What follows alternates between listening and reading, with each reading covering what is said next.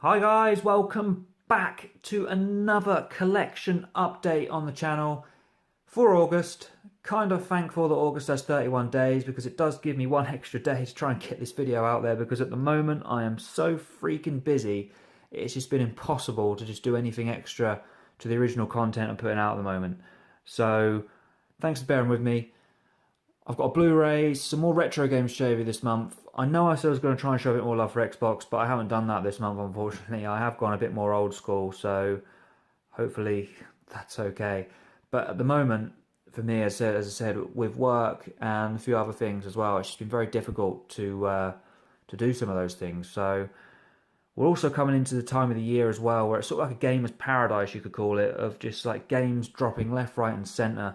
You got your big name games, you've got your new Call of Duties, your FIFAs, your Assassin's Creeds, Knack 2, shout out on PS4, other games on the Switch, just like, it's just crazy. And obviously you're going to have everyone's thoughts, reviews, let's plays, top 10 this, top 10 that, and all of these sort of things. It's really going to be a good time of year, and I really enjoy it. So hopefully I'll be able to add some stuff to that this year as well.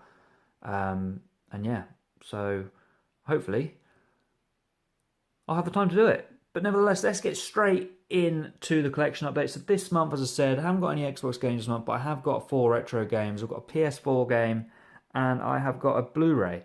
Now, for my Blu-ray, it is a horror film that came out at the start of the year. I don't know if I've mentioned, I do really like a good horror film, if it's a good horror film. And I'm pleased to say this is a good horror film. So the director of this film, this is actually his first film, I believe he directed. More known for his comedy work, I guess, in Key and Peele. But Get Out. Now, not literally, but Get Out. I mean, this was such a good film, and I loved it. It wasn't overdone on jump scares. Wasn't like done there just purposely scare all the way through. It was just it just got me psychologically. It was just a very well done, well made film, and one that I hope could be the benchmark for horror films to come. And just goes to show there is still life in the horror genre yet, because it was fantastic, absolutely fantastic. The trailer, when it came out last year, blew people away. Got a lot of likes and shares on social media. Early reviews for it were fantastic. And it dropped, and people just absolutely fell in love with it. It was like a box office smash, I think, in the States. And it done really well here in the UK as well. So, a really good film. If you haven't seen it, do check it out. Because for me, it gets the 5 out of 5 stars. No questions. I loved it, and I hope we've got more horror films to come from Jordan Peele, because this was a very, very, very, very, very, very, very well made film. That's a mouthful. But anyway, up next. So I've dropped Xbox this month, but that means I've had to pick something else. And some I don't actually have, especially in this format. Now, one of the consoles I got about 10 or 11, 12 years ago was a handheld, and that was a Game Boy Advance. Now, I went to try and get some Game Boy Advance games, still boxed. Very, very difficult to do.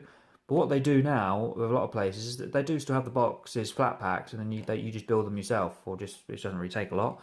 But yeah, they send you the cartridge in the box, and they're pretty decent condition. So the one I wanted to get was the one that came in my first bundle, and that was the Pac-Man collection. So you may be thinking, Jesus, after all that build, this is what we get. But to be honest, if you haven't played this, you should. It was really good for the time. I loved it. I got so much time out of it, so many hours, just with 4 games. Obviously, you've got Pac-Man, Pac-Mania, Pac-Attack, and Pac-Man Arrangement. It was great. It was absolutely great. So you've got the arcade legend, as it says there, Fast and Furious Pac-Attack, the addictive and challenging Pac-Mania, and the special Pac Arrangement with 3D levels.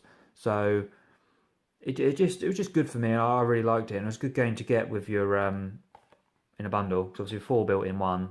You know, who wouldn't? So yeah, Pac-Man collection. The first of many, hopefully, to come as well on the channel, really, with Game Boy Advance games. I would like to get a few more if I can, but they are very, very, very expensive, especially if you still haven't boxed. Pokemon games especially, you could be talking anything, I don't know, from £50 upwards, $70 maybe. I don't know. That they are expensive, but for the nostalgia value alone, worth it. Now, the next one, this was a cartoon on Cartoon Network, which I loved, and I absolutely loved, and I think it got cancelled, or they just stopped doing it. They bought the first few episodes out on DVD and then didn't release anymore, so I think the only way to really watch it now is online. But this was Cubics. I loved it. So Cubics Clash and Bash, where you just basically go through as Cubics and just, like, fight things and just beat up Dr. K's Minions, which I think is Colossal. Yeah, Colossal. So it was great. I love this series as well when it was on TV, but obviously you can't. They just don't make them like that anymore. They really don't. And trying to rewatch it's been quite difficult, but I loved it. So any opinions on that, even just the cartoon alone, I'd love to hear it because I thought it was great. But a good game. It hasn't really got a lot of playability to it, to be honest with you. I mean, you could probably go through it in about 4 or 5 hours, maybe even less than that. It doesn't take too long, but very, very good game nevertheless. And it was a good little playthrough when I first had it. I really enjoyed it. So Cubics, Clash, and Bash. And I always remember as well when I was a kid, I had a really good Cubics toy. I love that. Just a little shout out to that as well. I used to bloody love that toy. Anyway, back to PlayStation 1. So I've got another couple of games. It's pretty customary now to have 2 PlayStation 1 games every single month. And I've done that. Last month I picked up Tomb Raider 2. So you'd think maybe I'll pick up Tomb Raider 1. Well, you're right. No, you're wrong. I picked up Tomb Raider 3. So Adventures of Lara Croft. So again, I can't comment because I haven't played it. It's not very good to keep on getting these games if you've got no comments on them, really, is it? But nevertheless, apparently this one's got new vehicles, new weapons, new modes, new moves. Dash, crawl, and monkey swing, which probably is going to make it even harder because I can't do that. I can't even do the normal Tomb Raider, let alone all these things to help me.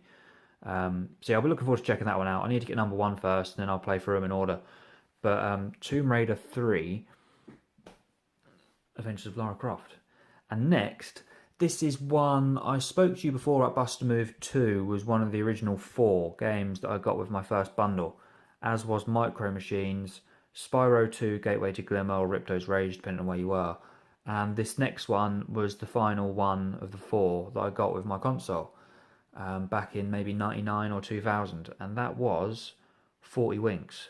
Now, this game is absolutely fantastic. I don't know if anyone's played it. I have to say, I've only played it in dribs and drabs. I love playing it, but I couldn't do it when I was a kid. It was too hard for me, so I'm kind of hoping now I'm a bit older and wiser, I might be able to just finally complete it and go through it as rough and tumble. But a really, really good game. I mean, it says here, I don't remember, but obviously the levels, there's 6 theme levels. The Scary Castle, I remember that bit, and I remember going into this dungeon type bit and then just not being able to get through it.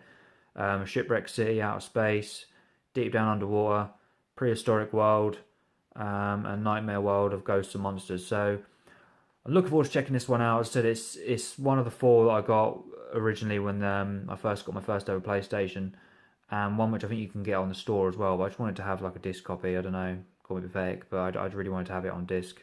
And again, fantastic condition as well. So really, really looking forward to playing through that. 40 Winks.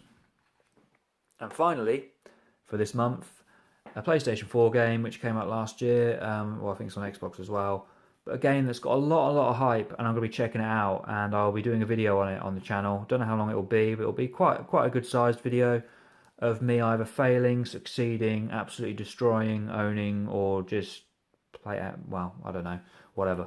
But that is Overwatch. Now, I've got the Game of the Year edition. I think it dropped down to like $29.99 the other day, so I thought I'd pick it up. Again, no idea, but it says they're the gold standard for multiplayer shooters.